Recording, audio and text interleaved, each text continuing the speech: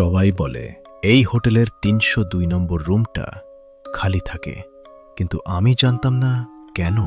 একটা রুম লাগবে, ৩০১, ৩০৩ আছে, ৩০২ নাই। ৩০২ চাই। রিসেপশনিস্ট কিছুক্ষণ চুপ, তারপর কি দেয়। ডোর খুলতেই ঠান্ডা বাতাস, লাইট ফ্লিকার করছে। রুম একদম ক্লিন, কিন্তু অদ্ভুত সাইলেন্ট। রুমটা খালি, কিন্তু মনে হচ্ছিল কেউ আছে। আয়নার সামনে দাঁড়ায়, হঠাৎ দেখে রিফ্লেকশন একটু লেট মুভ করে। Phone ring, unknown number. তুমি ভুল রুমে ঢুকেছ। কে তুমি? আমি এই রুমের আগের গেস্ট। ডোর নিজে নিজে লক হয়ে যায়।